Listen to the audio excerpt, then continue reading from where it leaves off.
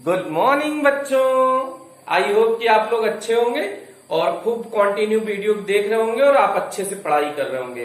तो आप लोग कंटिन्यू स्टडी कर रहे हैं, तो उसी कंटिन्यू स्टडी के अंदर हम लोग वैद्युत धारा में लगभग कंप्लीट चैप्टर कर चुके हैं। सिर्फ उसमें एक ऑब्जेक्टिव टाइप क्वेश्चन की थोड़ी प्रैक्टिस करनी बाकी है। तो ऑब्जेक्टिव टाइप क्वेश्चन की हम लोग आज वर्कशीट करते हैं। तो उसमें जो पहला प्रॉब्लम है वो है किसी चालक की प्रतिरोधकता एवं चालकता का गुणनफल निर्भर करता है।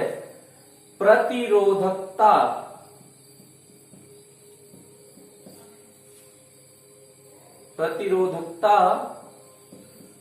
व्युत्क्रमानुपाती होती है, चालकता आप ये जानते हैं। ये पूछ रहा है प्रतिरोधकता, ऐसे भी लिख सकते हैं, अगर समानुपाती हटाएंगे तो नियतांक आएगा के, या नियतांक एक मान लो, एक बटे चालकता।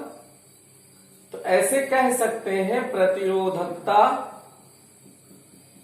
इंटू चालकता बराबर नियतांक हो गया। तो नियतांक का मतलब ये किसी पर निर्भर नहीं करता। तो इसमें ऑप्शन में देख लीजिए, पहला है अनुप्रस्थ काट के क्षेत्रफल पर, दूसरा ताप पर, तीसरा लंबाई पर, चौथा है किसी पर नहीं। तो आंसर कौन सा सही होगा बेटा?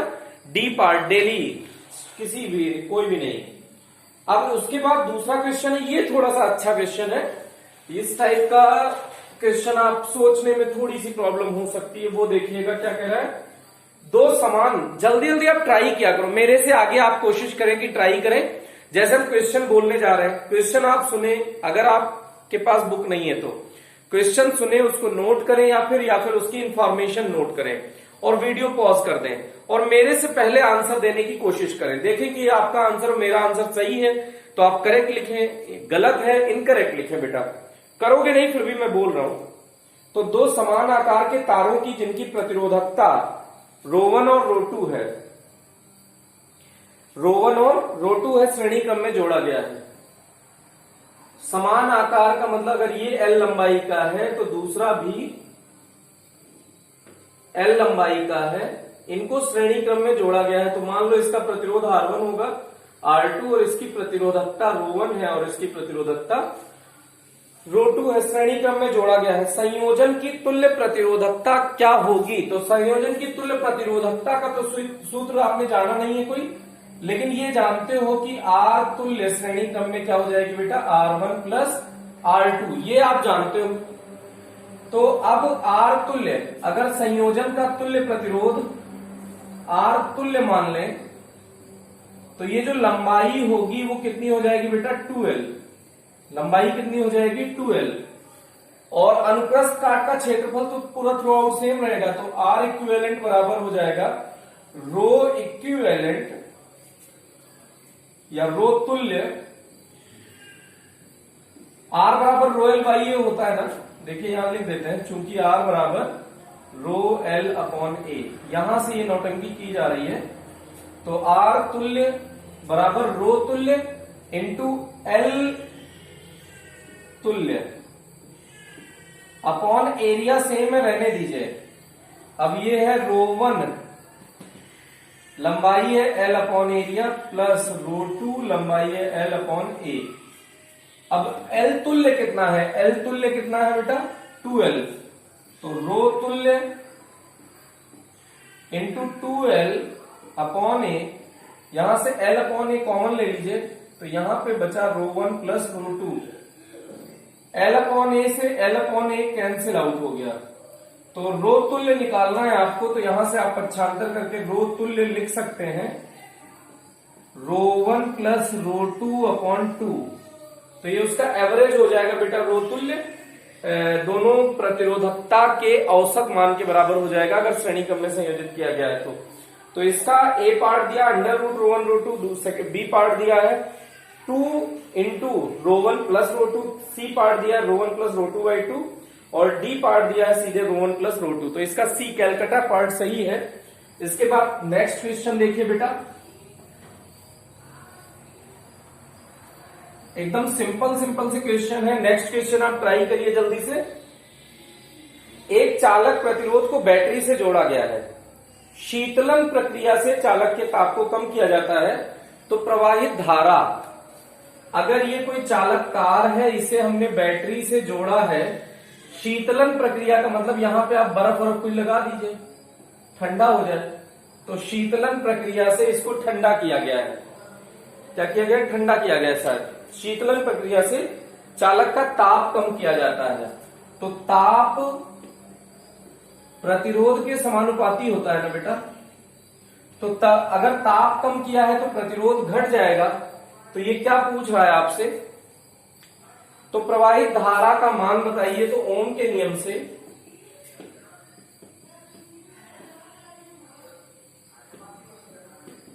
I बराबर होता है V अपॉन आर। अगर V नियत है तो I व्युत्क्रमानुपाती R। तो अगर ताप घटता है तो प्रतिरोध घट जाएगा, और अगर प्रतिरोध घट जाएगा तो धारा बढ़ जाएगी। तो इस तरह से आप कह सकते हैं कि वैद्युत धारा, क्या पूछे, प्रवाहित धारा, ताप घटा तो प्रतिरोध घटा, प्रतिरोध घटा तो वैद्युत धारा बढ़ी, क्योंकि ये व्युत्क्रम का रिलेशन है। I बराबर V अपॉन आर।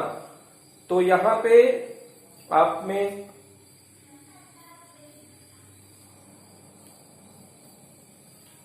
ध्यान से देख लीजिएगा भाई, ताप समानुपाती प्रतिरोध के, अगर ताप को कम किया जाता है, आंसर आपका थोड़ा सा गलत दिया हुआ है, ताप को घटाया जाता है, तो ताप अगर कम कर रहे हैं, शीतलन प्रक्रिया से क्या कर रहे हैं, शीतलन प्रक्रिया से चालक के ताप को कम किया जाता है। तो अगर चालक के ताप को कम किया जाएगा तो प्रतिरोध भी क्या हो जाएगा? कम। तो अगर प्रतिरोध भी कम हो जाएगा, ताप को कम करोगे तो प्रतिरोध भी कम हो जाएगा, और प्रतिरोध घटेगा तो धारा का मान बढ़ जाएगा। तो इनका ये शायद करेक्शन करना पड़ेगा आपको इसमें। तो इसमें ए पार्ट है बढ़ेगा, बी पार्ट है घटेगा, सी पार्ट है स्थिर रहेगा, डी पार्ट है शून्य होगा। तो इसमें बढ़ेगा का ऑप्शन कौन सा है? ए पार्ट, आगरा। तो इसका आंसर करेक्ट कर लीजिएगा बेटा। फिर इसके बाद नेक्स्ट क्वेश्चन देखिएगा।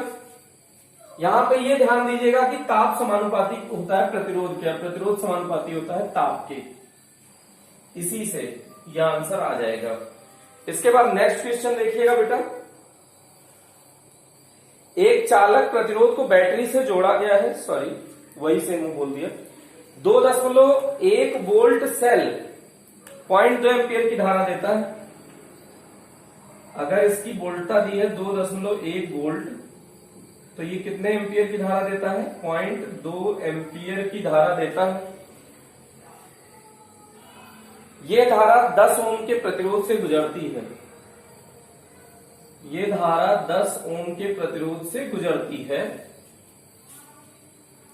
तो सेल का आंतरिक प्रतिरोध ज्ञात कीजिए। तो I बराबर होता है बेटा, ये V की जगह पे E लिख सकते हो, E बराबर V, I बराबर E बटे R plus R।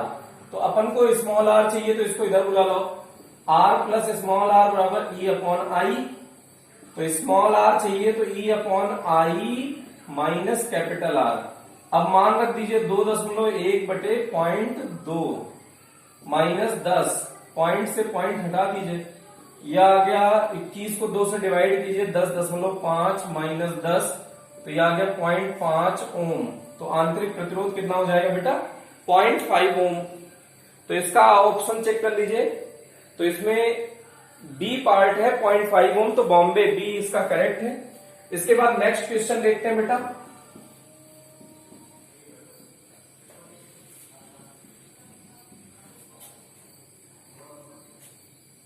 Next question, चित्र में दिखाए गए दो भिन्न IV ग्राफ है बेटा। इसमें इसकी चर्चा हम ओम के नियम में कर चुके हैं, लेकिन दोबारा कर रहे हैं। वक्र में दर्शाया गया इनके संगत प्रतिरोध क्रमशः R1 व R2 है। ये ताप दिया है T1 T2, और इनके संगत प्रतिरोध कितना दिया है? R1 R2। तो आपसे पूछ रहा है कि इनमें से कौन सा कथन सत्य है, मतलब T1 बड़ा है T2 से, कि T2 बड़ा है T1 से, कि दोनों बराबर हैं, कौन क्या है, यही आपको बताना है। तो हम जानते हैं कि जो इसमें VI वक्र है या IV वक्र है, उसका ढाल निकालना होता है। तो हमारा फॉर्मूला होता है R equals V upon I। ये होता है tan थीटा बेटा। अब यहां पे आप देखो, अगर त्रिभुज बनाएंगे तो अगर ये वाला त्रिभुज आप लेते हैं तो इसका कोण थीटा बने बड़े वाले का, तो अगर छोटा वाला त्रिभुज बनाते हैं तो इसका कोण थीटा 2 हो जाएगा। तो देखिएगा, अब यहां पे लंब क्या है, आई, तो अगर आई बटे वी निकालोगे तो यहां पे क्या निकलेगा, 1 बटे आर। ओके, तो आप tan थीटा अगर निकाल रहे हैं आई बाई वी से, tan थीटा निकाल रहे हैं लंब बटे आधार से, तो आई बटे वी अगर ये tan थीटा के बराबर है तो इसका मतलब है कि आपका प्रतिरोध व्युत्क्रमानुपाती हो जाएगा। ठीक, तो जिसमें कोण ज्यादा है, ऐसे कह सकते हैं कि tan थीटा जो है वैसे तो वो प्रतिरोध को प्रदर्शित करता है, लेकिन यहां पे 1 बटे आई बटे वी देखो tan थीटा है, और ये किसके बराबर, आई बटे वी 1 बटे आर के, तो ये व्युत्क्रमानुपाती आर है। तो अगर कोण का मान ज्यादा है तो प्रतिरोध का मान कम है, कोण का मान ज्यादा तो थीटा 1 ग्रेटर देन थीटा 2 है, तो T1 ग्रेटर देन T2 होगा, तो R1 ग्रेटर देन R2 होगा। ये 3 रिलेशन है, जिस फॉर्म में आंसर पूछे उसको बता दीजिए। तो इसमें T1 ग्रेटर देन T2, ये भी बी पार्ट सही है बेटा, इसमें थोड़ा सा आपको करेक्शन करना है आंसर में, इसको आप देख लीजिएगा।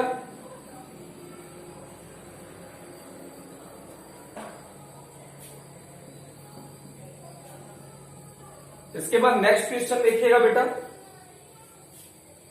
एक नगर में विद्युत शक्ति को 150 किलोमीटर, L बराबर 150 किलोमीटर तक भेजा जाता है, दूर स्थित किसी अन्य नगर तक तांबे की तार से भेजा जाता है, प्रति किलोमीटर विभव पतन 8 वोल्ट है।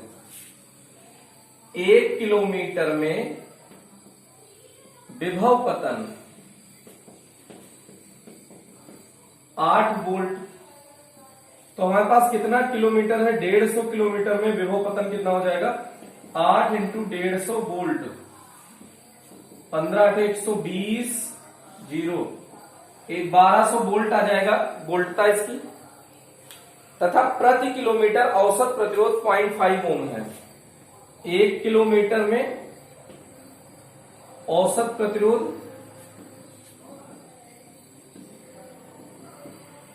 0.5 ओम, तो 150 किलोमीटर में औसत प्रतिरोध 0.5 इंटू 150, 15×5 = 75, ये हुआ। अब एक अंक के बाद तो 75 ओम प्रतिरोध हो गया। तो आपसे पूछ रहा है तो तार में शक्ति 6 ज्ञात करो, तो P बराबर होता है V²/R। V कितना है बेटा, 1200 इंटू 1200 बटे R कितना है, 75। 25 से कट कर दो, 25 × 75, 25 चौका 100, 20 बचा, 25 8 200, 3 से ये 400 हो जाएगा, 4 8 32 के 2 हासिल 3, 4 चौक 16, 3 19, और 2 जीरो और लगा दीजिए, इतना वॉट आया है शक्ति अगर आपने निकाली है तो इसको ऐसे लिख सकते हैं 19.2 गुणा 10⁻³ वॉट, तो ऐसे भी लिख सकते हैं 19.2 किलोवाट। ये शक्ति का मान आ जाएगा बेटा, इतने किलोवाट का नुकसान होगा। तो इसका ए आगरा पार्ट करेक्ट है। उसके बाद 7वां क्वेश्चन देखिएगा, ये छठा था।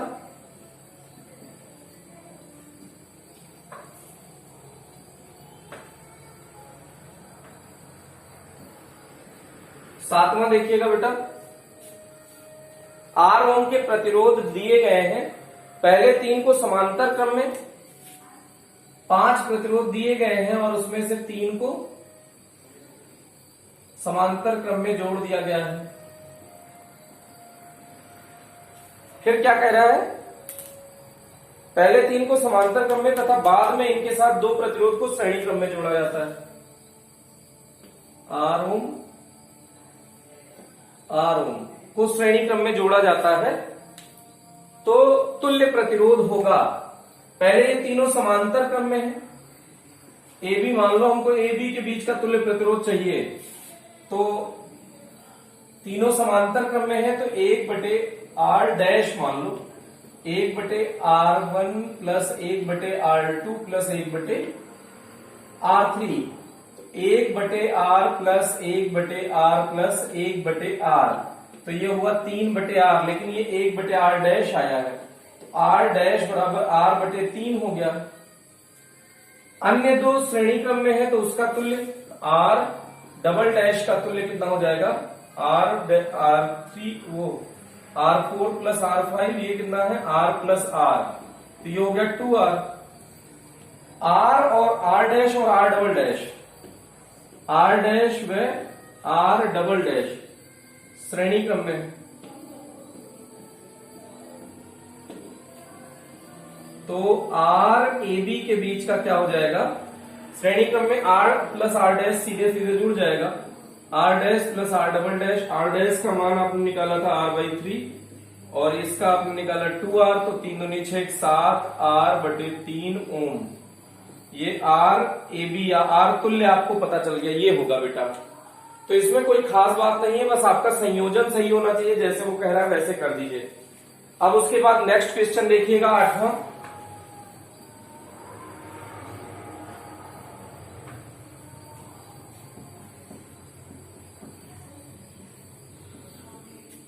नेक्स्ट क्वेश्चन बेटा देखो, अपवहन वेग Vd की वैद्युत क्षेत्र की तीव्रता E के साथ कौन सी निर्भरता है।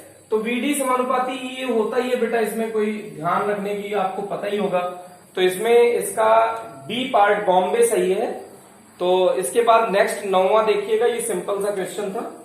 9th क्वेश्चन देखिए क्या कह रहा है, नीला पीला लाल चांदी, नीला पीला लाल चांदी, ये है क्रम। तो प्रतिरोधक का प्रतिरोध ज्ञात करो, BBROY ग्रेट ब्रिटेन, इतने से काम हो जाएगा। तो नीला माने ब्लू, ब्लू माने यहां है, ये 1 2 3 4 5 6 7, 7 का मतलब है ये नंबर कहां से शुरू हुआ था, 0 1 2 3 से थ्रू हुआ था ना बेटा, 4 5 6। तो ब्लू का मतलब 6 है, पीला का मतलब येलो, येलो चौथे नंबर पे है, तो 4 हो गया गुणा, लाल का मतलब दूसरे नंबर पे है, तो 10 की घात 2 हो गया, प्लस माइनस चांदी का मतलब होता है 10%, तो R का मान हो गया इतना ओम। ये आंसर है बेटा, ये जरूर आप साइड में लिख लिया करें, जल्दी आ जाएगा, इसमें 20 बार आपको सोचना नहीं पड़ेगा। ओके, इसके बाद नेक्स्ट क्वेश्चन देखिएगा।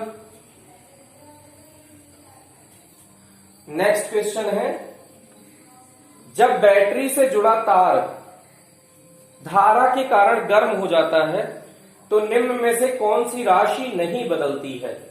अपवहन वेग, अगर प्रतिरोध ताप बढ़ेगा तो प्रतिरोध बढ़ेगा, ताप बढ़ेगा तो ताप बढ़ा तो प्रतिरोध भी बढ़ा, तो प्रतिरोध बढ़ा तो अपवहन वेग घट जाएगा। दूसरा, प्रतिरोधकता ताप पर निर्भर करती है, तो ये भी बदल जाएगी। प्रतिरोध भी ताप पर निर्भर करता है क्योंकि समानुपाती होता है। डी पार्ट है मुक्त इलेक्ट्रॉनों की संख्या, तो ये मुक्त इलेक्ट्रॉनों की संख्या भाई नहीं बदलेगी, जितने मुक्त इलेक्ट्रॉन पहले थे उतने ही मुक्त इलेक्ट्रॉन बाद में ही रहेंगे। तो इसका डेली पार्ट डी सही है। तो इस तरह से इसके ऑब्जेक्टिव का डिस्कशन कंप्लीट होता है। तो इस तरह से ये चैप्टर आपको कंप्लीट करना हो गया है। अब आप चैप्टर कंप्लीट कर चुके हैं। अब आप ये कोशिश करें कि अगर आपका बैकलॉग किसी तरह से छूटा हुआ है तो उसको संडे सॉल्व करने की कोशिश करें बेटा, संडे कवर करने की कोशिश करें। अब आगे से हर चैप्टर को एक अलग तरीके से पढ़ने की कोशिश करें। ओके, तो आज के लिए इतना ही। Thank you.